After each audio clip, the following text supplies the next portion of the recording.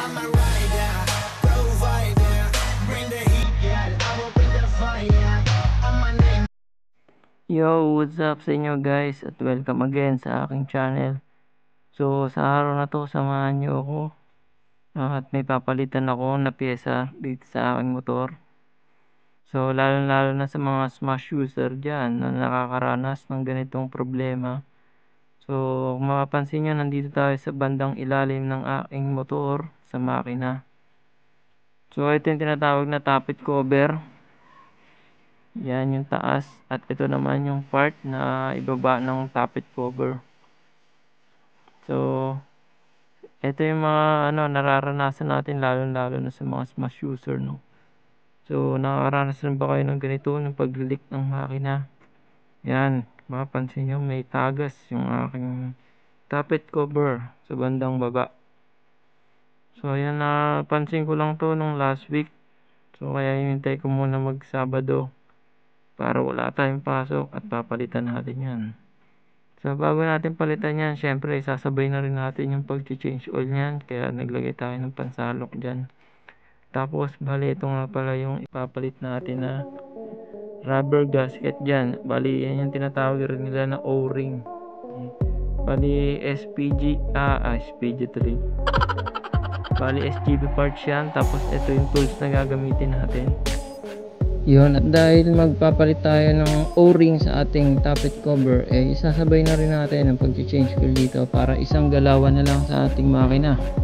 So mapapansin nyo dito sa part na to, tinanggal ko muna yung tatlong tornilyo at meron kayong makikita rito na O-ring. Yan rin yung gasket nya para hindi mag-leak yung mga oil sa ating makina. So yun, tatabi ko lang yan, tapos lumipat ako dito sa kabilang side. Makikita nyo rito sa part na to yung dipstick na tinatawag. So yun, nilubugan ko lang yan para makasingaw ng ating makina bago ko buksan yung tinatawag nila na drain bolt. Yun, yung drain bolt matatagpuan yan dito sa ilalim. Yun, may kantuhan yan. Tapos sa likod ng kanto na yan na nakausli, makikita nyo rin yung pinaka drain bolt nya. Tapos yun, natanggalin lang natin yan.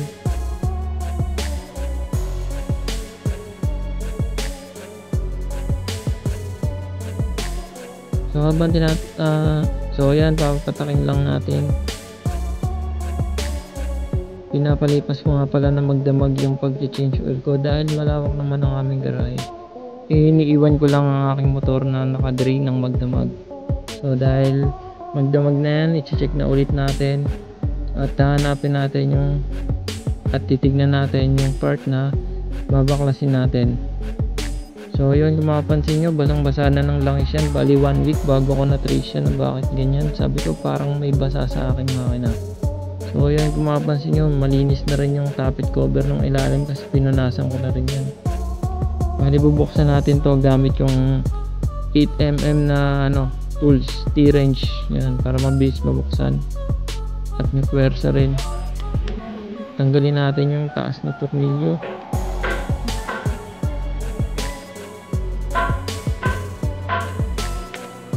At syempre susunod natin itong ilalim na tornilyo naman.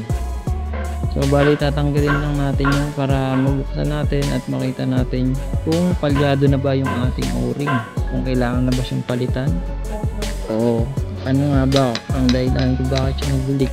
So yung pagtanggal na ito medyo makapit yan, tutok-tukin nyo lang ng bagya para matanggal siya. So yun, kung mapapansin nyo sa paligid ng kabitan ng O-ring, so meron na siya mga leak ng langis. Tendency yan na kung bakit nag-leak yung ating langis, so hindi na effective yung nakakabit na O-ring sa kanya o yung pinaka rubber gasket nya. So yun, bali may langis pa nga pala yan kaya tinakta ko muna dun. So yan, mapapansin nyo basa yung paligid nya at ito yung O-ring, yung pinaka itim na nakapalibot dyan. So bali yan yung tatanggalin natin at papalitan natin ng pyesa. So yun, bali dito papakita ko sa inyo kung paano tanggalin. Kumuha lang ako ng maliit na screw, flat screw, bali flat screw yan. So yun, sinikpat ko lang yan para matanggal. So yun, ganun lang kadali tanggalin yan. Sisikwatin nyo lang tapos hihilahin nyo Tapos nung hinawakan ko nga pala yung rubber gasket na yan o yung o-ring na yan, eh manipis na talaga. So nakabili tayo ng bago rito, no, SGP.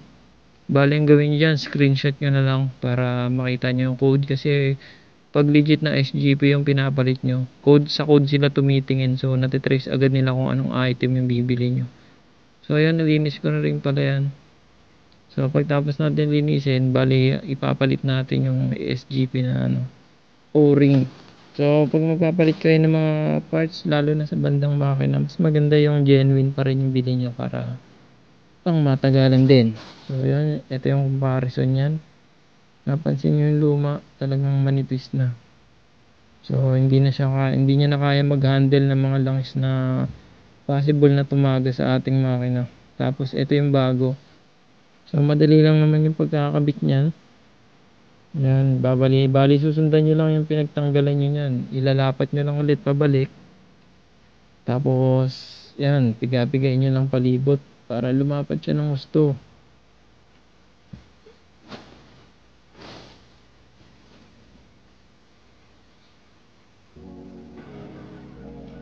So, ayan, mapansin nyo, yan, nakabukol yung itim na part, no? Bali bago na kasi siya, kaya, yon, mas maganda na yung lapat niyan at hindi natatagas yan, panigurado, kasi bago na yung pinalit natin, tapos genuine part pa yan ng SGP. So yun, dito sa part na to, yung tappet cover natin sa bandang baba, yan, nilinis ko na rin pala yan. Tapos dito naman sa takip, sa pagbabalik na ito, hindi naman kayo malilito kasi meron namang signage dyan na up. So yun, ibig sabihin yan, bandang taas yan nakatayo, bali hindi magkakabaligtad yan. Sundan nyo lang yung nakalagay doon na sign na doon talaga yung pagkakalapat nya. So yan, ibabalik natin yung mga tornilyo nya. Madali lang pagbabalik nya, nilapat nyo lang, tapos bago nyo sikipan yung tornilyo, yan, kapain nyo muna kung talagang nakalapat siya ng gusto, kasi once na ano, hindi siya nakalapat, may tendency na mag-leak pa rin yan.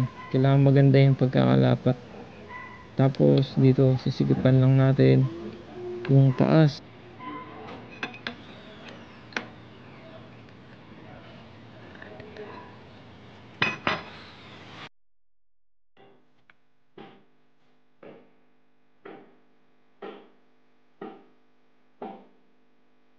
Yun, all goods na, nasikipan na rin natin. So kung nakakaranas kayo ng mga tagas sa makina nyo, so huwag nyo muna babuksan, gawin nyo, punasan nyo muna ng malinis na basahan o merong ano, degreaser para matrace nyo kung saan talaga yung naglilik. So ang ginawa ko dyan, pinunasan ko muna yung taas, kasi sabi ko baka dito nang gagaling yung leak sa taas ng tappet cover. Tapos ang ginawa ko, pinunasan ko rin tong ilalim para malinis sila parehas. Tapos pinalipas ko lang ng 1 linggo, tapos doon ako na nakita na galing nga sa ilalim yung ating tagas. Tapos sa part na to, napalitan ko na rin yung o-ring nyan, kasi na-trace ko agad na dito naglilik sa gilid yan yung bilog nyan. So yun, madali lang magpalit nyan, parehas lang yan ang pagpapalit ng tappet cover. So ang gagawin natin dito mga idol, i-testing na natin, napalitan na rin natin pala ng langis yan. Yun, engine switch lang natin. Tapos syempre bago natin i-start yan, dahil bagong palit pa lang ng langis, kickstart muna para makaikot yung langis sa ating makina. So yun, ganun lang kadali magpalit ng ano, no, ng rubber gasket natin o yung pinaka o-ring kapag may tagas yung mga ilalim ng makina nyo. So ganito lang yung gawin nyo kung parehas tayo ng case. Madali lang palitan yan, sundan nyo lang tong video na to. So yun, maraming salamat sa panonood nyo guys. Sana may natutunan kayo rito kung paano magpalit. Napaka basic lang yan, kayang kaya nyo na yan. Kayo na lang pumunta sa shop para bumili ng pyesa. So yun, ride safe sa inyo and God bless.